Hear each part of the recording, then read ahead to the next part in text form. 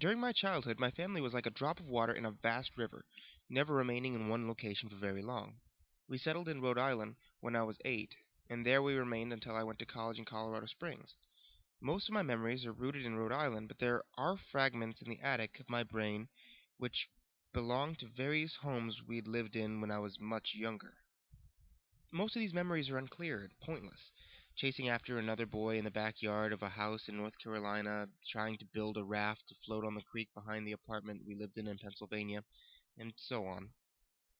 There's one set of memories which remains clear as glass, as though they were just made yesterday. I often wonder whether these memories are simply lucid dreams produced by a long sickness I experienced that spring, but in my heart, I know they're real. We were living in a house just outside the bustling metropolis of New Vineyard, Maine, population 643. It was a large structure, especially for a family of 3. There were a number of rooms that I didn't see in the 5 months that we resided there. In some ways it was a waste of space, but it was the only house on the market at the time, at least within an hour's commute to my father's place of work. The day after my 5th birthday, attended by my parents alone, I came down with a fever. The doctor said I had mononucleosis, which meant no rough play and more fever for at least another 3 weeks. It was horrible timing to be bedridden. We were in the process of packing our things to move to Pennsylvania, and most of my things were already packed away in boxes, leaving my room barren.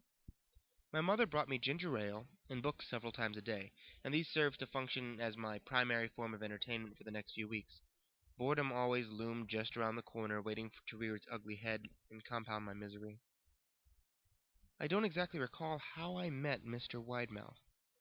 I think it was about a week after I was diagnosed with mono, and my first memory of the small creature was asking him if he had a name. He told me to call him Mr. Widemouth because his mouth was large.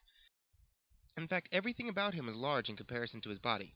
His head, his eyes, his crooked ears, but his mouth was by far the largest.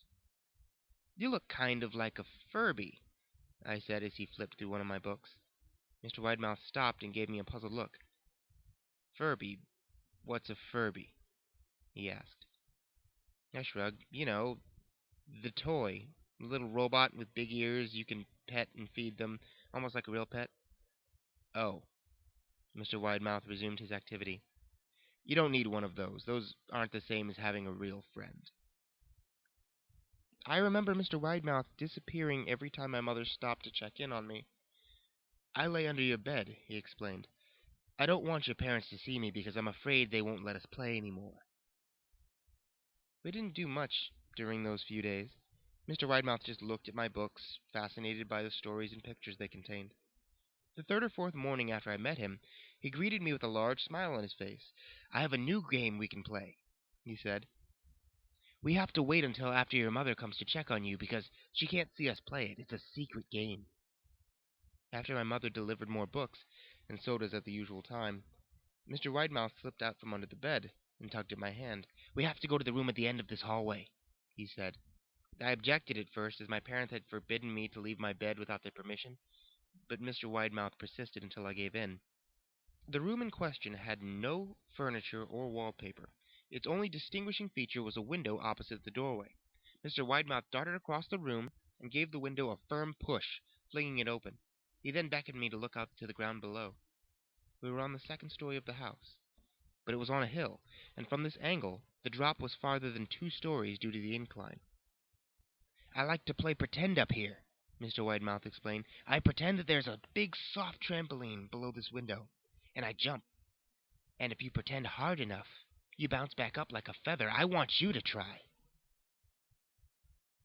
I was a 5-year-old with a fever, so only a hint of skepticism darted through my thoughts as I looked down and considered the possibilities. "It's a long drop," I said. "But that's part of the fun. It wouldn't be fun if it was only a short drop. If it were that way, you may as well just bounce on a real trampoline." I toyed with the idea and pictured myself falling through the air, only to bounce back up to the window on something unseen by human eyes, but the realist in me prevailed. "Maybe some other time," I said. I don't know if I have enough imagination. I could get hurt." Mr. Widemouth's face contorted into a smile, but only for a moment. Anger gave way to disappointment. "If you say so," he said. He spent the rest of the day under my bed, quiet as a mouse. The following morning, Mr. Widemouth arrived holding a small box. "I want to teach you how to juggle," he said. "Here are some things you can use to practice before I start giving you lessons." I looked in the box. It was full of knives. "My parents would kill me," I shouted, horrified that Mr. Widemouth had brought knives into my room, objects that my parents would never allow me to touch. "I'll get spanked and grounded for a year." Mr. Widemouth frowned. "It's fun to juggle with these. I want you to try it." I pushed the box away. "I can't. I'll get in trouble. Knives aren't safe to just throw in the air." Mr. Widemouth's frown deepened into a scowl.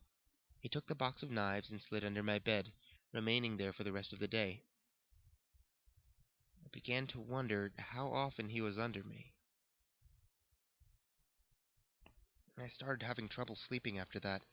Mr. Widemouth often woke me up at night saying that he put a real trampoline under the window, a big one, that I couldn't see in the dark. I always declined and tried to go back to sleep, but Mr. Widemouth would persist. Sometimes he'd stay by my side until the early morning, encouraging me to jump. He wasn't so fun to play with anymore. My mother came to me one morning and told me I had permission to walk around outside. She thought the fresh air would do me some good, especially after being confined to my room for so long. Ecstatic, I put on my sneakers and trotted out the back porch, yawning and feeling the sun on my face. Mr. Widemouth was waiting for me. "I have something I want you to see," he said. I must have given him a weird look, because he then said, "It's safe. I promise." I followed him to the beginning of a deer trail, which ran through the woods behind the house. "This is an important path," he explained. "I've had a lot of friends your age, and when they're ready, I took them down this path to a special place. You aren't ready yet, but one day I hope to take you there." I returned to the house, wondering what kind of place lay beyond that trail. 2 weeks after I met Mr. Widemouth, the last load of our things had been packed into the moving truck. Now I would be in the cab of that truck, sitting next to my father for the long drive to Pennsylvania. I considered telling Mr. Widemouth that I would be leaving, but even at 5 years old I was beginning to suspect that perhaps the creature's intentions were not to my benefit, despite what he said otherwise. For this reason, I decided to keep my departure a secret. My father and I were in the truck at 4 a.m. He was hoping to make it to Pennsylvania by lunchtime tomorrow with the help of an endless supply of coffee and a six-pack of energy drinks. He seemed more like a man who was about to run a marathon rather than one that was about to spend 2 days sitting still. "Early enough for you?" he asked. I nodded, and I placed my head against the window, hoping for some sleep before the sun came up. I felt my father's hand on my shoulder. "This is the last move, son, I promise. I know it's hard for you, as sick as you've been. Once Daddy gets a promotion, we can settle down and you can make friends." I opened my eyes as we backed out of the driveway. I saw Mr. Widemouth's silhouette in the bedroom window. He stood motionless until the truck was about to turn onto the main road. He gave a little pitiful wave goodbye, steak knife in hand. I didn't wave back. Years later, I returned to New Vineyard. The piece of land our house stood upon was empty except for the foundation, as the house had burned down a few years after my family left. Out of curiosity, I followed the deer trail that Mr. Widemouth had shown me. Part of me expected him to jump out from behind a tree and scare the living bejeebus out of me, but I felt that Mr. Widemouth had gone, somehow tied to the house that no longer existed. The trail ended at New Vineyard Memorial Cemetery. I noticed that many of the tombstones belonged to children.